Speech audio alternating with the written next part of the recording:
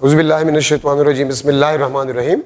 Lecture number 3, first year, chapter number 1, assessment of uncertainty in final Maillard value.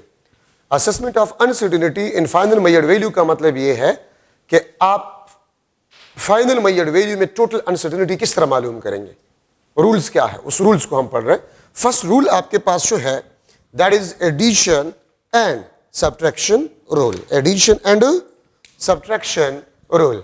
याद रखिए, हम same physical quantities को add या subtract कर सकते हैं.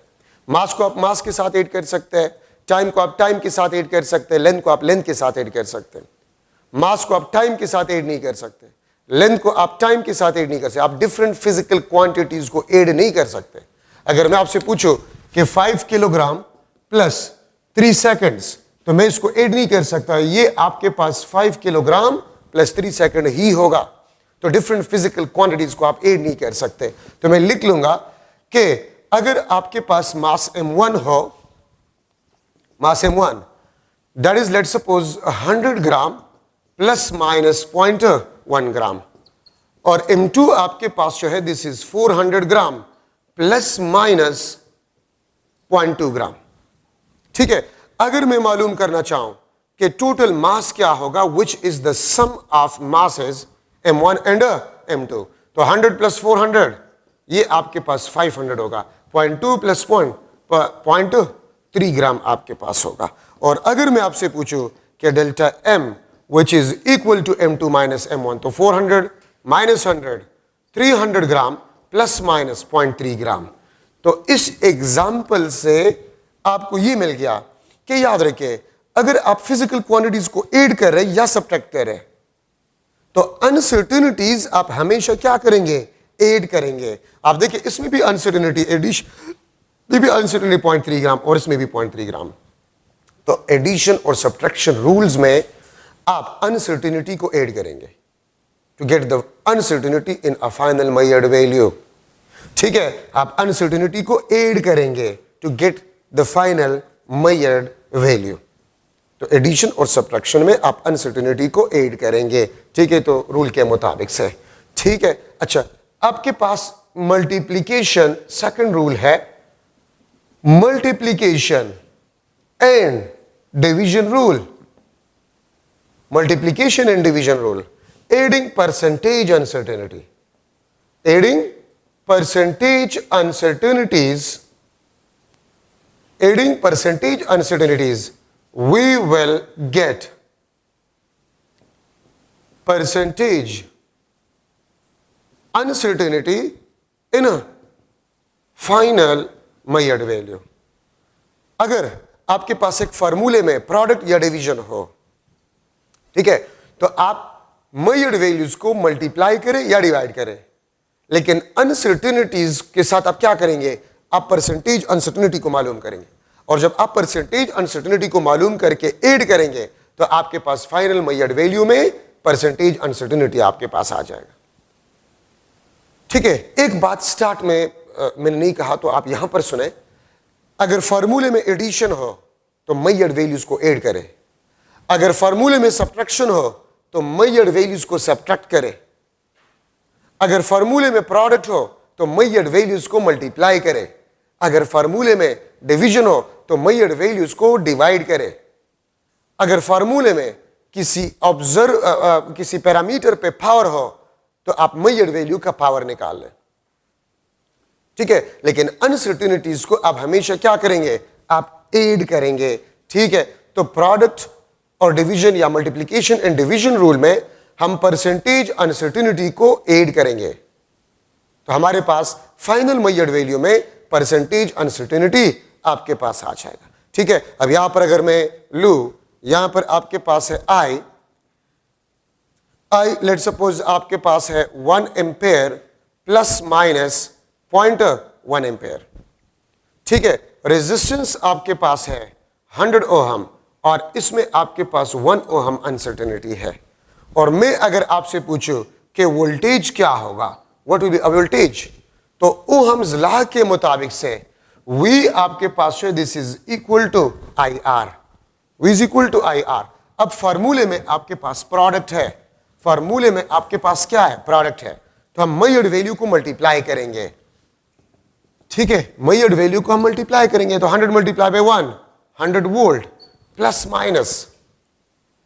माइनस। अब यहां पर अनसर्टेनिटी आपके पास क्या होगा, तो आप करंट में परसेंटेज अनसर्टेनिटी मालूम करें तो 0.1 डिवाइड बाय 1, इसमें आपके पास 10% परसेंटेज अनसर्टेनिटी आ जाएगा। अगर आप इसमें परसेंटेज अनसर्टेनिटी रेजिस्टेंस में मालूम करें, ये 1% आ जाएगा, तो इसमें आपके पास 11% परसेंटेज अनसर्टेनिटी आ गया। ठीक है, आप करंट में परसेंटेज अनसर्टेनिटी मालूम करें, रेजिस्टेंस में परसेंटेज अनसर्टेनिटी मालूम करें, ठीक है, और उसको आप ऐड कर जाए तो आपके पास वोल्टेज में परसेंटेज अनसर्टेनिटी आ जाएगा। और इसको मैं इस तरह भी लिख सकता हूं, 100 volt plus 11 divide by 100 multiply by 100 volt, तो ये आपके पास कैंसल, और 100 वोल्ट में 11 वोल्ट आपके पास अनसर्टेनिटी है। ठीक है, तो परसेंटेज अनसर्टेनिटी को आप फाइनल मेजर्ड वैल्यू के साथ मल्टीप्लाई करें तो आपके पास uncertainty in final measured value आ जाएगा। ठीक है, मैं यहां पर लिख लूंगा, uncertainty in final measured value is equal to percentage uncertainty in final measured value multiply by final measured value. Uncertainty in final measured value is equal to the product of percentage uncertainty in final measured value multiply by final measured value. ठीक है, जिस तरह मैंने यहां पर क्या किया, 11% तो 11 by 100 multiply by 100 volt, where 100 volt is ये फाइनल measured value है, ये percentage uncertainty in final measured value है। तो आप इसको इसके साथ मल्टीप्लाई करें, फाइनल मेजर्ड वैल्यू में अनसर्टेनिटी आ जाएगा। मैंने यहां पर ये काम मैंने यहीं पर कर लिया, यहां पर देखिए। ठीक है, तो अगर डिवीजन हो या प्रोडक्ट हो तो आप परसेंटेज अनसर्टेनिटी को मालूम करके ऐड कर जाए, आपके पास फाइनल मेजर्ड वैल्यू में परसेंटेज अनसर्टेनिटी आपके पास आ जाएगा। अब यहां पर मैं लिख सकता हूं कि let's suppose x is equal to A B, तो ए में अगर आपके पास परसेंटेज अनसर्टेनिटी 2% हो, बी में आपके पास 3% हो, तो x में आपके पास परसेंटेज अनसर्टेनिटी क्या होगा, 5% होगा। ठीक है, x में आपके पास परसेंटेज अनसर्टेनिटी 5% आपके पास होगा। आप जस्ट ऐड करें, अगर मैं लिख लो x is equal to a divide by B, इसमें 2%, इसमें 3%, तो x में परसेंटेज अनसर्टेनिटी क्या होगा, 3 + 2 5%. So by adding percentage uncertainty in final measured value, we will get the percentage uncertainty in if we add the percentage uncertainty in measured value, we will get the percentage uncertainty in a final measured value. तो आपके पास 5% answer आ जाएगा। तो ये आपके पास second rule. Third, power rule. ठीक है, मैं अगर पावर को मल्टीप्लाई करूं परसेंटेज अनसर्टेनिटी के साथ, ठीक है, इन मेजर्ड वैल्यू में परसेंटेज अनसर्टेनिटी के साथ अगर मैं पावर मल्टीप्लाई करूं तो हमारे पास आ जाएगा percentage uncertainty in final measured value. ठीक है, तो आपके पास आ जाएगा percentage uncertainty in final measured value. ठीक है, मतलब क्या है इसका, अगर कोई फार्मूला है और उस फार्मूले में किसी पैरामीटर पे पावर हो और उस मेजर्ड वैल्यू में आपको परसेंटेज अनसर्टेनिटी गिवन हो, तो आप पावर को उठाकर परसेंटेज अनसर्टेनिटी के साथ मल्टीप्लाई करें। किस तरह, मैं एक एग्जांपल आपको दे देता हूं। अब देखिए, area is equal to 4πr²। अगर r में आपके पास परसेंटेज अनसर्टेनिटी 2% हो, बल्कि मैं 3% लिख लेता हूं। ठीक है, अगर रेडियस ऑफ स्फीयर, ये आपके पास रेडियस ऑफ स्फीयर है, रेडियस ऑफ स्फीयर, तो रेडियस ऑफ स्फीयर में अगर 3% परसेंटेज अनसर्टेनिटी हो तो एरिया में क्या होगा, what will be the percentage uncertainty in area. तो r के ऊपर पावर क्या है, 2, तो 2 मल्टीप्लाई बाय 3%, ये क्या बन जाएगा आपके पास 6%। तो 6% is the percentage uncertainty in a area of sphere. तो रेडियस ऑफ स्फेयर में अगर परसेंटेज अनसर्टेनिटी 3% हो, एरिया में आपके पास क्या होगा 6% होगा। तो r का पावर 2 है, पावर को उठाकर परसेंटेज अनसर्टेनिटी ऑफ रेडियस के साथ मल्टीप्लाई करें, आपके पास एरिया में टोटल परसेंटेज अनसर्टेनिटी आपके पास आ जाएगा। ठीक है, तो ये आपके पास जो है पावर रूल। ठीक है, अगर मैं आपसे पूछूं रेडियस ऑफ स्फीयर में 3% परसेंटेज अनसर्टेनिटी है, वॉल्यूम ऑफ स्फीयर में क्या होगा? ये volume of sphere 4/3 pi r cube. तो अब r पे 3 पावर है, ठीक है, और रेडियस में वही मैं ले रहा हूं 3% परसेंटेज अनसर्टेनिटी है, तो वॉल्यूम में कितना होगा? तो वहां पर 3 पावर है, तो 3 मल्टीप्लाई बाय 3%, ये आपके पास 9% वॉल्यूम में आ जाएगा। ठीक है, तो वॉल्यूम ऑफ स्फीयर में परसेंटेज अनसर्टेनिटी आपके पास 9% होगा। तो ये आपके पास पावर रूल है। अगर मैं लिख लो एक एमसीक्यू में लिख लो x is equal to AB³ divide by C। A में 2% परसेंटेज अनसर्टेनिटी है, B में 3% परसेंटेज अनसर्टेनिटी, बल्कि मैं 1% लिख लेता हूं इसमें। ठीक है, और C में 3% में ले लेता हूं। तो आप ये बताएं the percentage uncertainty in x will be equal to dash. ठीक है, x में परसेंटेज अनसर्टेनिटी आपके पास क्या होगा?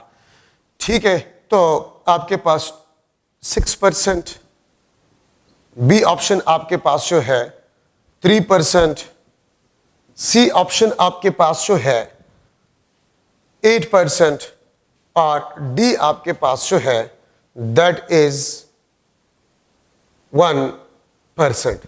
तो आंसर आपके पास क्या? ये देखिए, ए में 2% है, तो 2% प्लस बी में कितने 1, लेकिन बी का पावर क्या है 3, तो 3 मल्टीप्लाई बाय 1% प्लस 3%। इसको ऐड करें तो 3 + 3 6, 6 + 2 8% आपके पास परसेंटेज अनसर्टेनिटी है। ठीक है, इस x में से। दूसरा क्वेश्चन में आपसे यह भी पूछ सकता हूं एमसीक्यू कि what will be percentage uncertainty in density of cube where percentage uncertainty in length is 2% and in mass 4%। ठीक है, आप थोड़ा सा इस क्वेश्चन को देख ले। क्वेश्चन आपसे ये पूछ रहा है what will be the percentage uncertainty in density of cube where percentage uncertainty in length is 2% and in mass is 4%। तो मैं ए ऑप्शन लिख लेता हूं। ठीक है, ए ऑप्शन में लिख लेता हूं। डेंसिटी में आपसे यस, डेंसिटी में हमसे पूछा गया है। ठीक है, तो आपके पास बन जाता है A option 6%, B option 10%, C option आपके पास 12%, डी ऑप्शन आपके पास जो है दैट इज 8%। ठीक है, तो आप फर्स्ट ऑफ ऑल देखिए बॉडी क्या है, क्यूब है, तो क्यूब का जो डेंसिटी आपके पास होते हैं मास पर यूनिट वॉल्यूम। डेंसिटी का फार्मूला क्या होता है? मास पर यूनिट वॉल्यूम। और वॉल्यूम ऑफ अ क्यूब आपके पास क्या होता है? L cube. Volume of a cube L cube, तो मास में 4%। अगर आप देखिए मास में 4% गिवन है दिस वन। लेंथ में कितने है? 2%। लेंथ में आपके पास 2% है। ठीक है, और पावर क्या है? 3 है, तो 3 2 6% प्लस 4%, ये आपके पास क्या बन जाएगा? 10% आपके पास जो है। This is the answer. तो यहां पर हमने डिवीजन और product rule, density of A cube is mass per unit volume, और वॉल्यूम आपके पास एल क्यूब के बराबर होता है। मास में 4% परसेंटेज अनसर्टेनिटी है, और लेंथ में आपके पास क्या है? 2% है, लेकिन लेंथ पे क्यूब है, 3 पावर है, तो 3 2 6, 6 + 4 10% आपके पास जो है percentage uncertainty in a density आपके पास होगा। ठीक है, यहां पर अगर मैं देखिए आपको कंफ्यूज किया जा सकता है, मास में भी परसेंटेज अनसर्टेनिटी गिवन है, लेंथ में भी गिवन है। ठीक है, what will be the percentage uncertainty, मैं अगर डेंसिटी के बजाय वॉल्यूम लिख लो, वॉल्यूम, ठीक है, अगर आप वॉल्यूम लिख लें तो फिर आंसर क्या होगा? तो देखिए ये मास फिर फजूल है, इसको आपने इस्तेमाल नहीं करना है। लेंथ में 2% है और वॉल्यूम में लेंथ का पावर 3 होता है, तो 3 2 जा, फिर आपके पास अगर आप वॉल्यूम में मालूम कर रहे हैं, ठीक है, परसेंटेज अनसर्टेनिटी, तो वॉल्यूम में फिर आपके पास क्या होगा? 6% होगा। फिर ये आपके पास आंसर होगा, ये वॉल्यूम में और ये आपके पास डेंसिटी में। ठीक है, क्यों? अब आपके ज़हन में आ गया कि मास भी तो गिवन है, तो मास गिवन है, फजूल गिवन है ना। याद रखिए कुछ एमसीक्यूज में डेटा आपके पास होते हैं वो फजूल गिवन होता है, यूज नहीं होता। अगर आपको ये डेटा गिवन है और आपसे पूछ रहे कि वॉल्यूम में परसेंटेज अनसर्टेनिटी क्या होगा, तो वो 6% आपके पास हो। आपके पास क्या होगा? 6% आपके पास वॉल्यूम में होगा और 10% आपके पास डेंसिटी में होगा। ठीक है, एक थर्ड एमसीक्यू मैं लिख लेता हूं, radius of a sphere is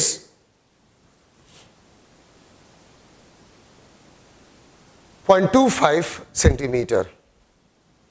ठीक है, radius of a sphere is 0.25 centimetre. Percentage uncertainty, percentage uncertainty in mass of sphere is 2%, is a 2%। Then मैं आपसे कितने क्वेश्चन कर सकता हूं? First question, percentage uncertainty in radius, ये एक क्वेश्चन। Then percentage uncertainty in radius. Second question, percentage uncertainty in a area. Third question, percentage uncertainty in volume. Fourth question, percentage uncertainty in density of sphere. ठीक है, ये आपके पास एक और MCQs, third number MCQ है आपके पास। This is MCQ number third number MCQ है। रेडियस ऑफ स्फीयर आपको दिया गया है। ठीक है, radius of sphere is 0.25 centimetre. ठीक है, अगर आपके पास रेडियस ऑफ स्फीयर में 0.2% परसेंटेज अनसर्टेनिटी है, सही है, तो आपके पास परसेंटेज अनसर्टेनिटी इन रेडियस क्या होगा, परसेंटेज अनसर्टेनिटी इन एरिया क्या होगा, परसेंटेज अनसर्टेनिटी इन वॉल्यूम क्या होगा, परसेंटेज अनसर्टेनिटी इन डेंसिटी क्या होगा। ठीक है, तो 4 क्वेश्चंस है, 1 2 3 4, 4 क्वेश्चंस आपसे पूछे जा सकते हैं। ठीक है, तो देखिए अब यहां पर एक कंफ्यूजन है, और वो कंफ्यूजन क्या है? अगर आप लोग देखें तो रेडियस में तो 0.25 सेंटीमीटर गिवन है, और मुझे तो रेडियस में अनसर्टेनिटी और एरर गिवन नहीं है, तो मैं क्या करूंगा? क्योंकि परसेंटेज अनसर्टेनिटी के लिए, परसेंटेज अनसर्टेनिटी इन रेडियस, इसके लिए तो जरूरी है अनसर्टेनिटी या error divide by measured value, multiply by 100%, multiply by 100%। Percentage uncertainty in radius, this is equal to uncertainty divide by measured value multiply by 100%। तो अगर आप इस एमसीक्यू को देखें तो इसमें तो मेजर्ड वैल्यू गिवन है, अनसर्टेनिटी गिवन नहीं है, एरर गिवन नहीं है, तो फिर मैं परसेंटेज को किस तरह मालूम कर सकता हूं? तो याद रखिए, अगर आपको एरर गिवन नहीं है, आपको अनसर्टेनिटी गिवन नहीं है, तो फिर आप गिवन डेटा से अंदाजा लगाएंगे कि कौन सा डिवाइस इस्तेमाल हुआ है। तो देखिए सेंटीमीटर में 2 डेसिमल प्लेसेस है, तो अगर सेंटीमीटर में 2 डेसिमल प्लेसेस है तो इसका मतलब ये कि वर्नियर कैलिपर से ये मेजर्ड है। तो अब देखिए आपके पास आ जाएगा 0.01 डिवाइड बाय 0.25 मल्टीप्लाई बाय 100%, और अगर आप इसको करें तो 4% आ जाएगा। अगर आपको एरर और अनसर्टेनिटी गिवन ना हो, आपको एरर और अनसर्टेनिटी गिवन ना हो, तो फिर आप मेजर्ड वैल्यू के डेटा से, आप मेजर्ड वैल्यू के डेटा से अंदाजा लगा लें, ठीक है, कि कौन सा डिवाइस इस्तेमाल हो गया है, कौन सा डिवाइस इस्तेमाल हो गया है। ठीक है, तो उस डिवाइस डेटा से आपको पता चले कि कौन सा डिवाइस है। तो 4%, ठीक है। 2 डेसिमल प्लेसेस है सेंटीमीटर में, तो अगर 2 सेंटीमीटर है आपके पास, 2 डेसिमल प्लेसेस है सेंटीमीटर में, इसका मतलब है कि वो कैलिपर यूज हुआ है, ठीक है। तो 0.01 डिवाइड बाय 0.25 मल्टीप्लाई बाय 100%, और ये आपके पास 4% हो जाए। आपके पास क्या हो जाएगा?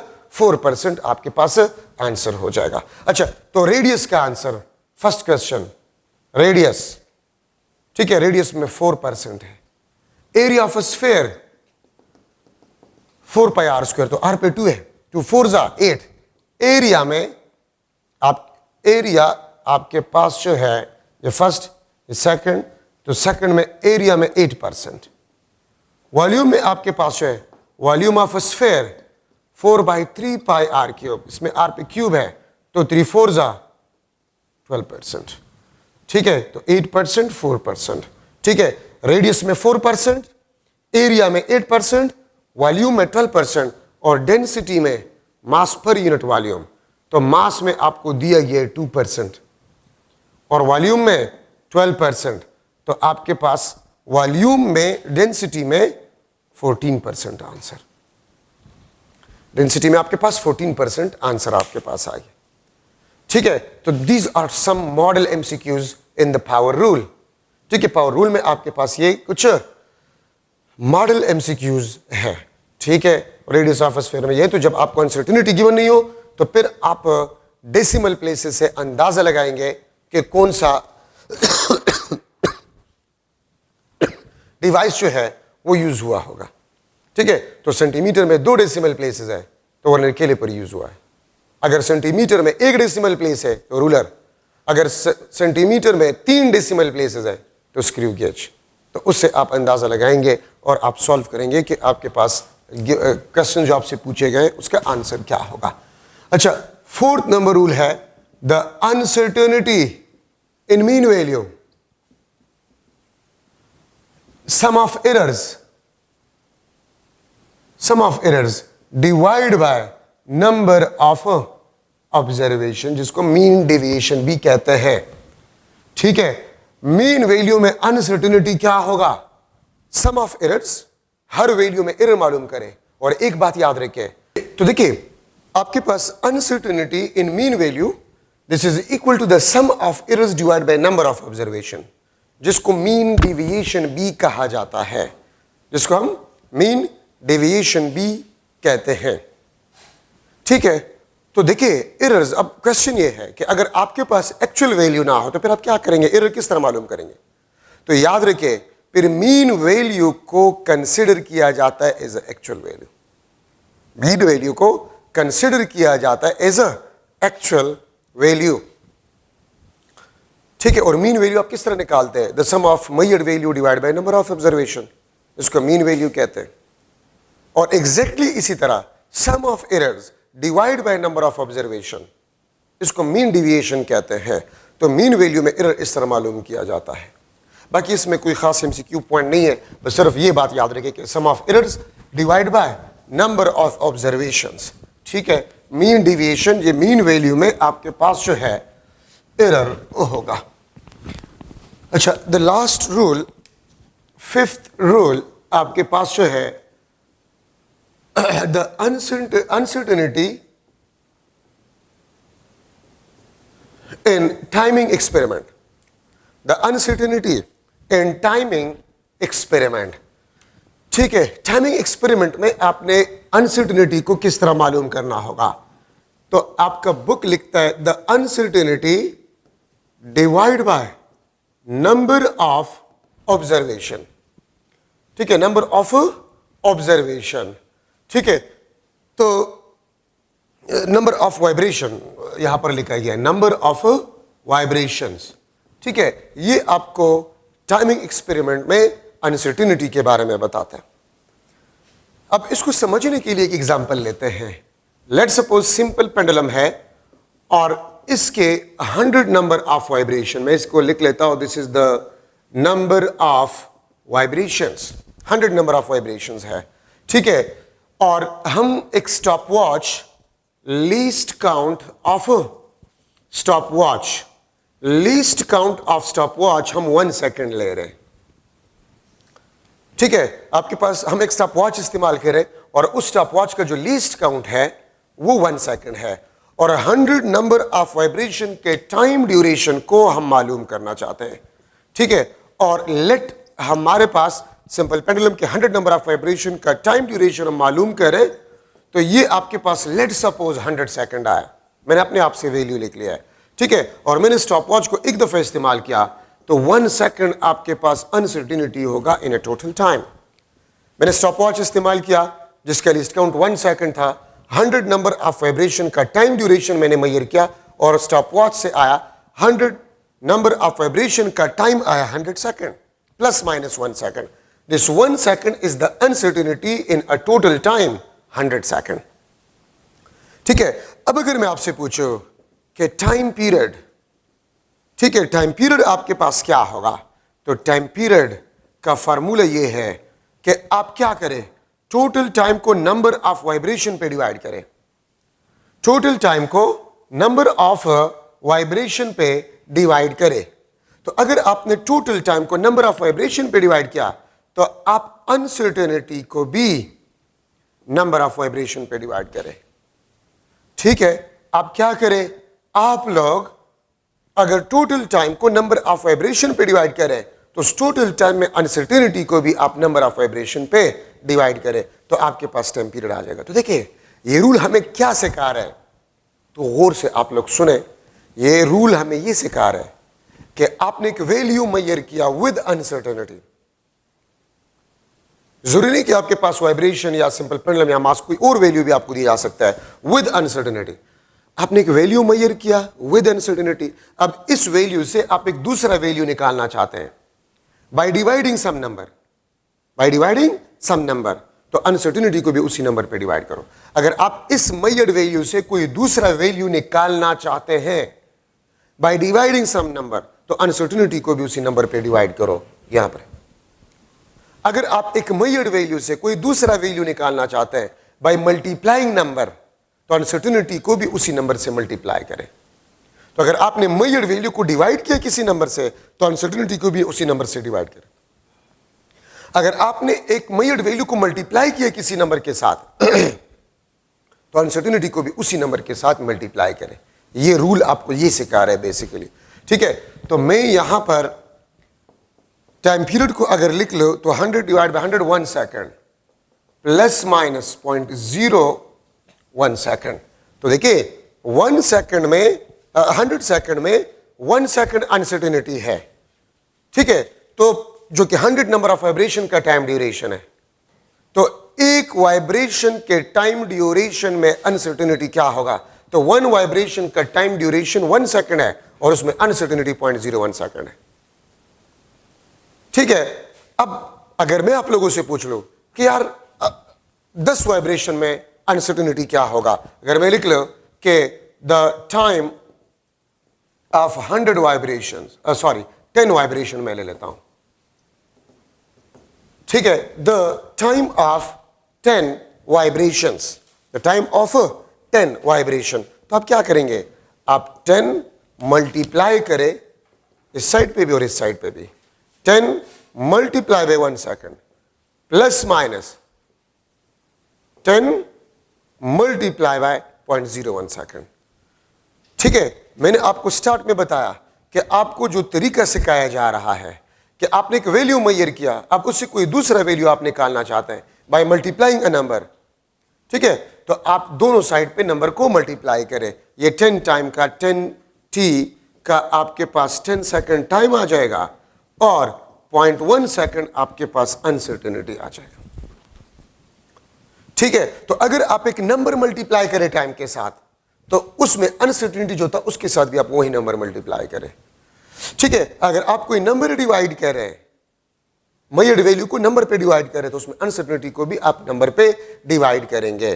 ठीक है, और यहां पर एक बात याद रखें कि आपके पास जो परसेंटेज अनसर्टेनिटी है इन टाइम पीरियड, जो कि 1 वाइब्रेशन का time, this is equal to the percentage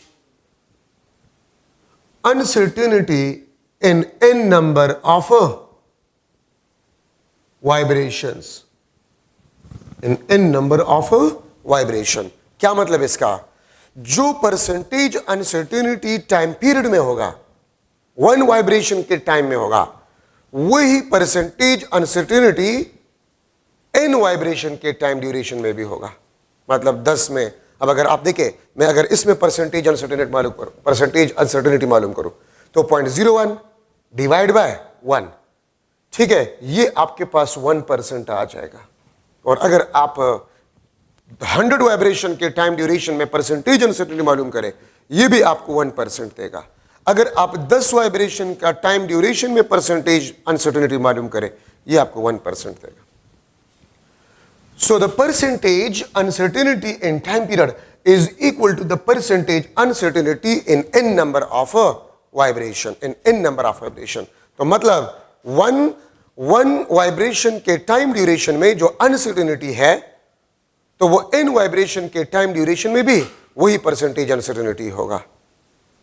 ठीक है, आपने देख लिया, इसमें भी 1% परसेंटेज अनसर्टेनिटी, 100 वाइब्रेशन के टाइम ड्यूरेशन में भी 1% परसेंटेज अनसर्टेनिटी, और 10 वाइब्रेशन के टाइम ड्यूरेशन में भी आपके पास परसेंटेज अनसर्टेनिटी 1% आपके पास होगा। ठीक है, तो ये आपके पास जो है uncertainty in a timing experiment आपके पास आ गया।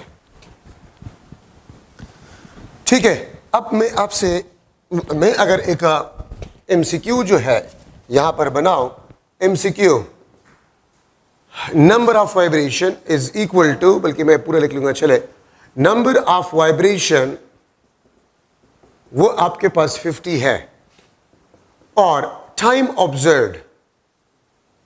Observed is equal to 100 second plus minus, बल्कि मैं ये नहीं लिखता, 100 second measured from stopwatch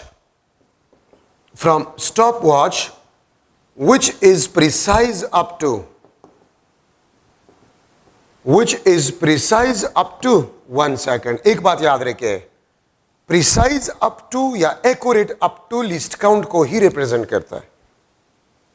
precise up to या एक्यूरेट अप टू, ये लिस्ट काउंट को रिप्रेजेंट करता है। which is precise up to 1 second, then मैं आपसे देखिए कितनी क्वेश्चन कर सकता हूं। Number first, uncertainty in time will be equal to dash। second question, uncertainty in time period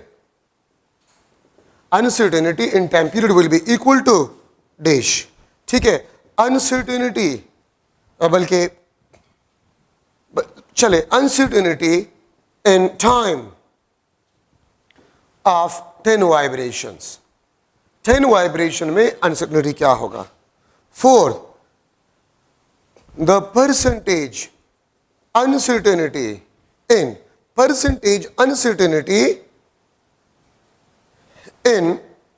time period में आपके पास परसेंटेज अनसर्टेनिटी क्या होगा। ये मुख्तलिफ क्वेश्चंस में आपसे पूछ सकता हूं। ठीक है, तो आप देखिए, पहला क्वेश्चन मैंने आपसे क्या किया है, अनसर्टेनिटी इन टाइम। तो देखिए, आपका स्टॉप वॉच जो है which is precise up to 1 second, तो आपके पास ये क्या बन जाएगा, uncertainty in time is 1 second. Uncertainty in time period, तो देखिए 50 वाइब्रेशन है आपके पास, तो मैं लिख लूंगा t is equal to 100 second plus minus 1 second. ये आपके पास 50 नंबर ऑफ वाइब्रेशन का टाइम ड्यूरेशन है।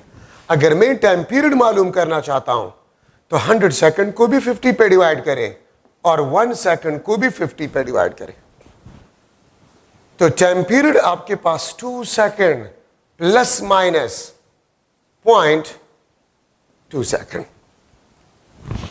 ठीक है, आपके पास 1 तो 100.02 सेकेंड आते हैं मेरे ख्याल में। ठीक है, 1 इंटू 50.0 तो 0, ये 0.02 सेकेंड आपके पास आ जाए। ठीक है, ये आपके पास टाइम पीरियड है।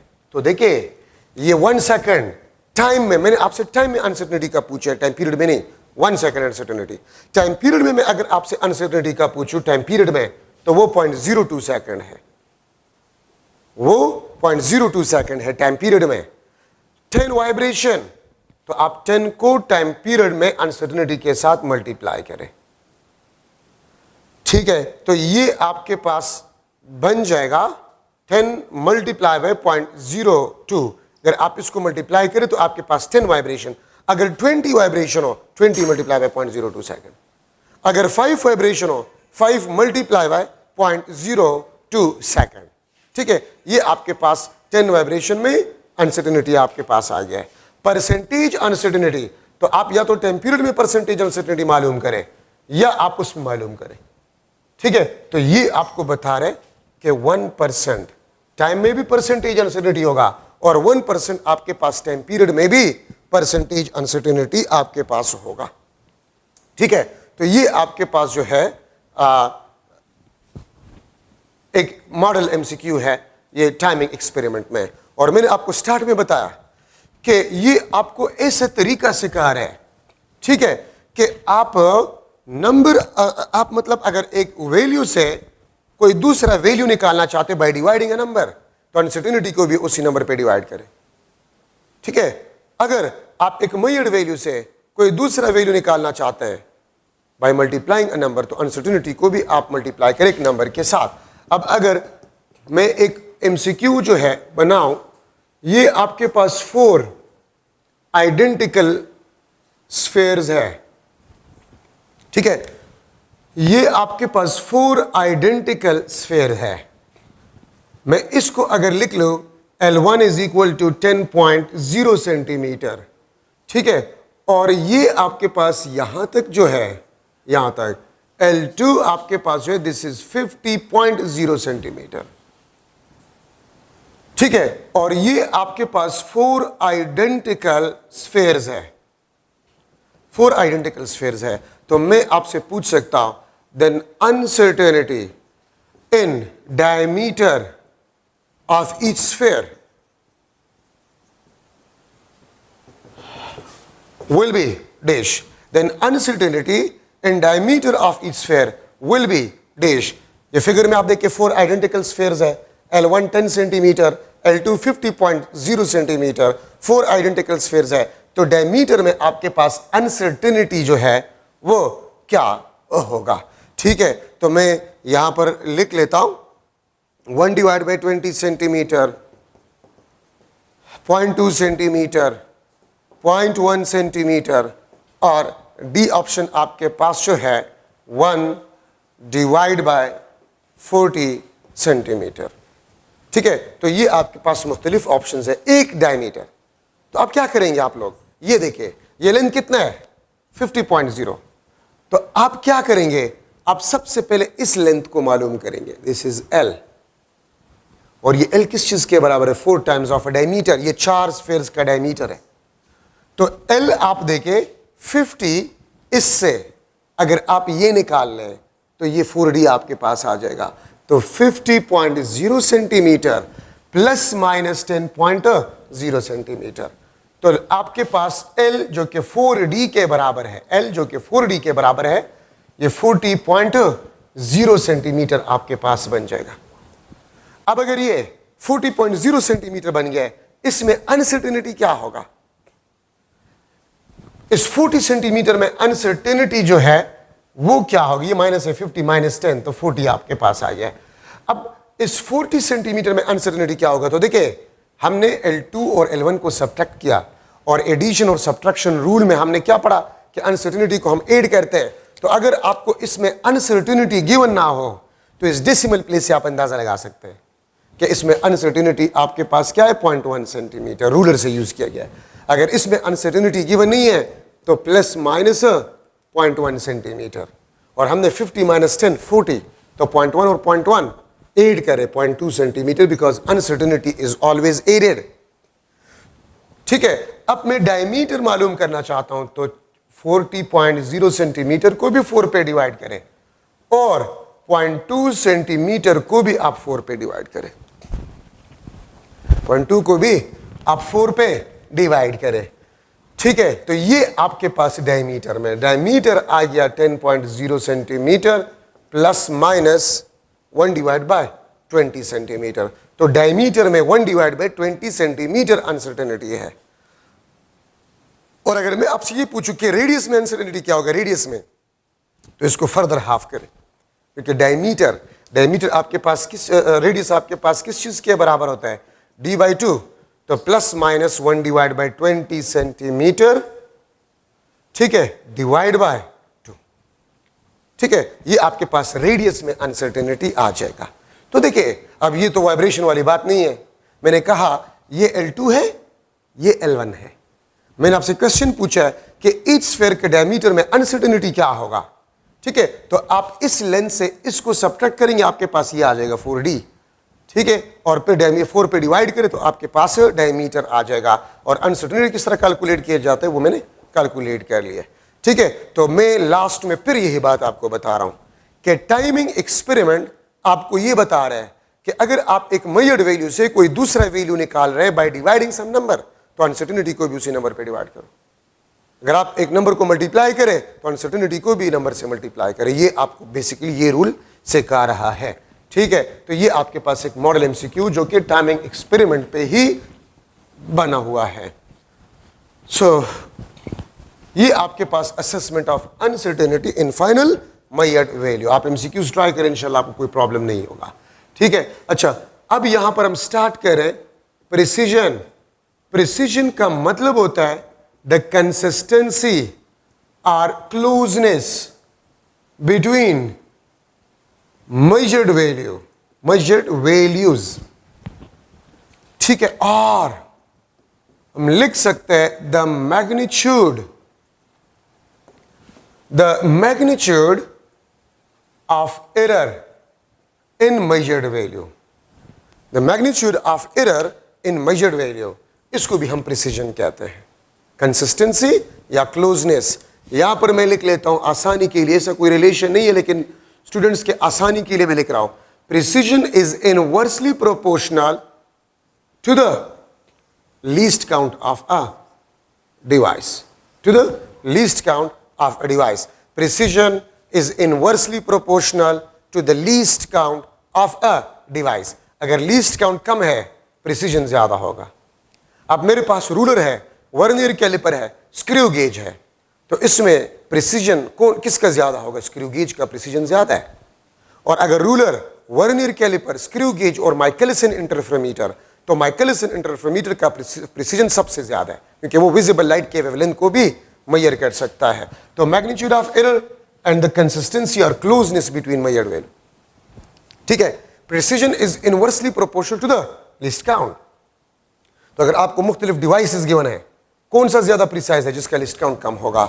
और एक और important relation, precision is directly proportional to the number of decimal places. आप देखें ना, 0.1 centimetre, 0.01 centimetre, 0.001 centimetre, so this is more precise, this is a more precise। ये आपके पास लेस प्रिसाइज है, ठीक है। तो मेजर्ड वैल्यूज में आप देखेंगे कि जितने करीब होंगे मेजर्ड वैल्यूज उसका प्रिसीजन उतना ही ज्यादा होगा। अगर मैं लूं ए ऑब्जर्वेशन 5.2 सेंटीमीटर, 6.1 सेंटीमीटर, ठीक है, 4.8 सेंटीमीटर। दूसरे ऑब्जर्वेशन है बी 6.2 सेंटीमीटर, 6.1 सेंटीमीटर, 6.3 सेंटीमीटर।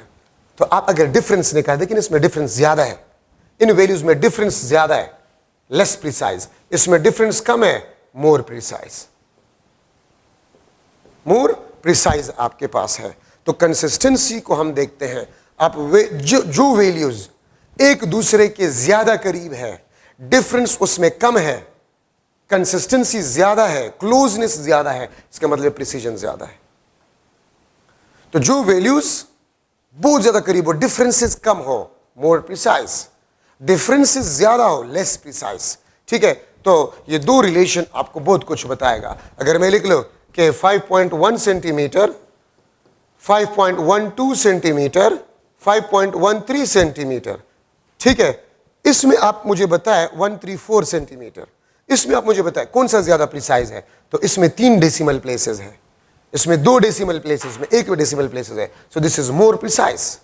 तो नंबर ऑफ डेसिमल प्लेसेस अगर ज्यादा है तो प्रिसीजन ज्यादा होगा, नंबर ऑफ डेसिमल प्लेसेस अगर कम है तो प्रिसीजन कम होगा, ठीक है। तो प्रिसीजन आपके पास जो है मेजर्ड वैल्यू के दरमियान अगर डिफरेंसेस कम है प्रिसीजन ज्यादा होगा, और अगर मेजर्ड वैल्यूज के दरमियान डिफरेंसेस ज्यादा है तो प्रिसीजन कम होगा।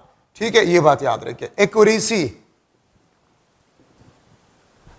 Accuracy the closeness of measured value with actual value.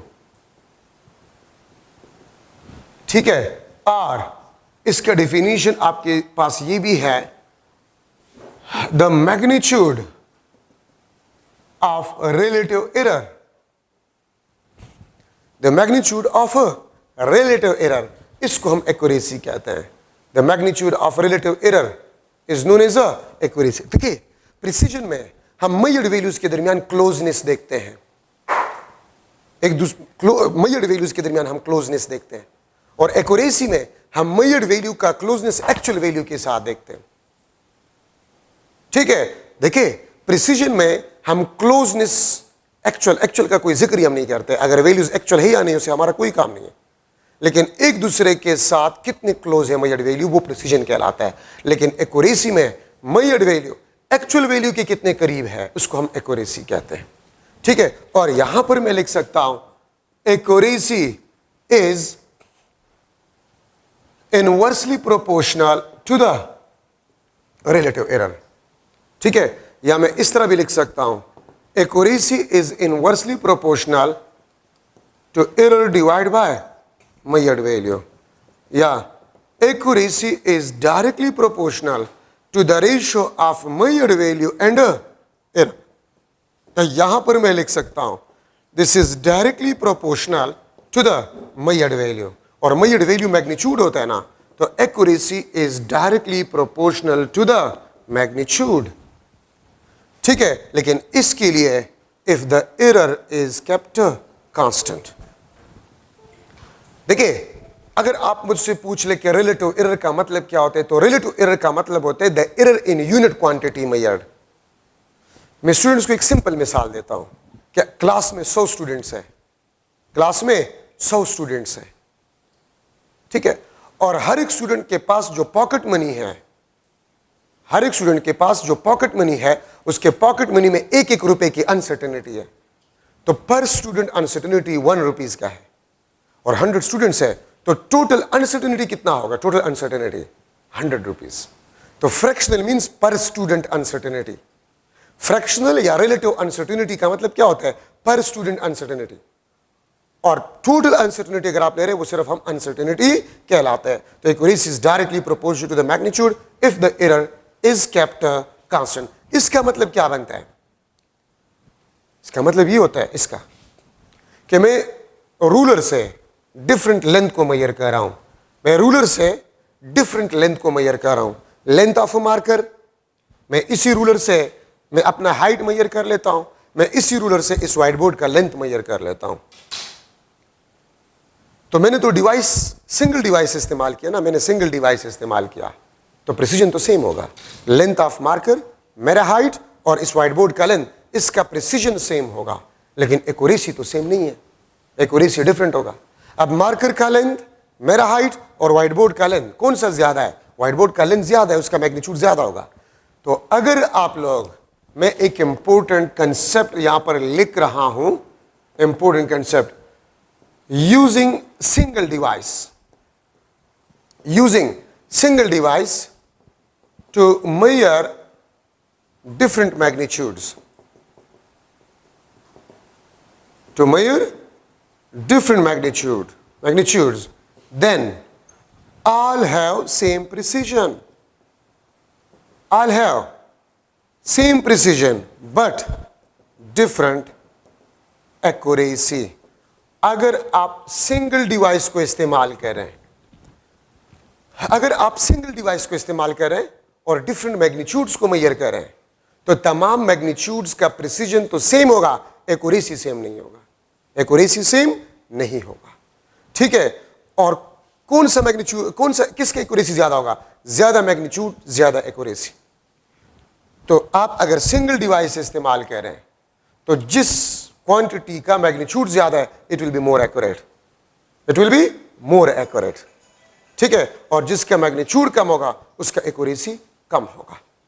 ठीक है, तो अब मेरे हाइट में लेंथ ऑफ मार्कर और व्हाइट बोर्ड के लेंथ में सबसे एक्यूरेट कौन सा है? व्हाइट बोर्ड का लेंथ, बिकॉज उसका मैग्नीट्यूड ज्यादा है। तो अगर आप सिंगल डिवाइस इस्तेमाल करें और डिफरेंट मैग्नीट्यूड्स आप मेजर करें, ठीक है, अगर आप सेम डिवाइस इस्तेमाल करें डिफरेंट मैग्नीट्यूड्स, तो जिसका मैग्नीट्यूड ज्यादा होगा उसकी एक्यूरेसी ज्यादा होगी। ठीक है, अगर आप सिंगल डिवाइस इस्तेमाल करें, और अगर आप डिफरेंट डिवाइसेस इस्तेमाल करें डिफरेंट मैग्नीट्यूड्स के लिए, तो फिर एक्यूरेसी भी डिफरेंट होगा और प्रिसीजन भी डिफरेंट होगा। और एक बात जहन में बैठा दे, कंसेप्ट है, अगर आप लार्ज मैग्नीट्यूड को एक ऐसी डिवाइस से मेजर करें जिसका लिस्ट काउंट स्मॉल है, तो वैल्यू मोर प्रिसाइज होगा लेकिन लेस एक्यूरेट होगा। और अगर आप स्मॉल मैग्नीट्यूड को मालूम करें, स्मॉल मैग्नीट्यूड को एक ऐसे डिवाइस से जिसका लिस्ट काउंट ज्यादा हो, तो प्रिसीजन कम होगा, एक्यूरेसी ज्यादा होगा। अब मैं इस व्हाइट बोर्ड का लेंथ इसी रूलर से मालूम कर रहा हूं, इस रूलर से, इस व्हाइट बोर्ड या इस दीवार का लेंथ, चले इस दीवार का लेंथ मैं इस रूलर से मालूम कर रहा हूं, और इस मार्कर का लेंथ भी मैं इस रूलर से मालूम कर रहा हूं। ठीक है, तो आपके पास जो दीवार का लेंथ है it will be more accurate but less precise. Magnitude ज्यादा है और इसका लिस्ट काउंट 0.1 सेंटीमीटर, ये मीटर में, और इसका लिस्ट काउंट 0.1 सेंटीमीटर है, सेंटीमीटर में। तो स्मॉल लिस्ट काउंट वाले से large magnitude more precise but less accurate. और अगर आप स्मॉल मैग्नीट्यूड को लार्ज लिस्ट काउंट वाले डिवाइस से मेजर करें तो एक्यूरेसी ज्यादा होगा, प्रिसीजन कम होगा। ठीक है, ये बात याद रखिए, ये भी कंसेप्ट है, तो इसको याद रखिए, अपने साथ नोट करें, जो बात मैंने कह दिया इसको नोट करें अपने साथ।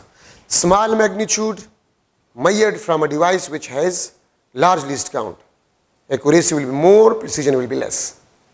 ठीक है, अगर आप लार्ज मैग्नीट्यूड को स्मॉल लिस्ट काउंट वाले डिवाइस तो प्रिसीजन मोर, एक्यूरेसी कम। तो ये याद रखिए, 2-3 दफा मैंने इसको रिपीट किया, और मैं गेम के जरिए से आपको समझा रहा हूं। जो वैल्यू प्रिसाइज होगा जरूरी नहीं कि वो एक्यूरेट भी हो, या जो एक्यूरेट हो वो प्रिसाइज भी हो, ऐसी कोई बात नहीं। एक गेम होता है ना, गेम, उस गेम में सेंट्रल पॉइंट को आप लोग हिट करते हैं, सेंट्रल पॉइंट को आप लोग हिट करते हैं। तो लेट्स सपोज 3 प्लेयर्स है, 3 प्लेयर्स, ठीक है, एक प्लेयर, ए प्लेयर, वो 4 दफा ट्राई करता है, ये ए प्लेयर है 4 दफा ट्राई करता है, ठीक है, और बी प्लेयर, ये बी प्लेयर है, तो ए को आप देखिए मोर प्रिसाइज, नजदीक नजदीक पॉइंट्स को उसने हिट किया है, but less accurate, less accurate, ठीक है। और आप बी को देखें, ये आपके पास लेस प्रिसाइज है बट मोर एक्यूरेट, क्योंकि 2 दफा सेंट्रल पॉइंट को हिट भी किया और ये भी नजदीक है उसके मुकाबले, but more accurate, more accurate आपके पास होगा। ठीक है, अब अगर मैं आपसे पूछूं कि MCQ L1 is equal to 10.0 centimetre and L2 आपके पास 120.0 सेंटीमीटर, ठीक है, तो आप इन दो वैल्यू में मुझे बताएं कौन सा ज्यादा एक्यूरेट है या कौन सा ज्यादा प्रिसाइज है। तो आप एक डेसिमल पॉइंट को देखें, इसमें भी एक डेसिमल पॉइंट है, इसमें भी एक डेसिमल पॉइंट है, तो इसका मतलब है दोनों रूलर से मेजर्ड है, तो प्रिसीजन सेम है, precision is a same, but accuracy is not same, accuracy is a not same. ठीक है, अब L2 आपके पास होगा, इट इज मोर एक्यूरेट, ठीक है। L1 and L2 single device, ये एक डेसिमल प्लेस आपको बता रहा है कि हमने सिंगल डिवाइस इस्तेमाल किया है, तो L1 और L2 आपके पास है सेम प्रिसीजन, प्रिसीजन सेम है दोनों का, एक्यूरेसी आपके पास जो है वो डिफरेंट है। ठीक है, L1 L2 आपके पास 120 मैग्नीट्यूड ज्यादा है, सिंगल डिवाइस जिसका मैग्नीट्यूड ज्यादा होगा it will be more accurate. ठीक है, तो अगर एक वैल्यू आपके पास प्रिसाइज हो, ठीक है, तो जरूरी आपके पास नहीं है कि वो आपके पास एक्यूरेट भी हो, ये आपके पास जरूरी नहीं है। तो इस पे आप थोड़ा सा प्रैक्टिस करें। ठीक है, 4th लेक्चर में मैं सिग्निफिकेंट फिगर और डायमेंशन, आपका ये फर्स्ट चैप्टर खत्म हो जाएगा इंशाल्लाह। ठीक है, तो आप डायमेंशन और सिग्निफिकेंट फिगर पढ़े, इंशाल्लाह आपका ये चैप्टर खत्म हो जाएगा, फिर हम वेक्टर चैप्टर को शुरू करेंगे। Thank you so much.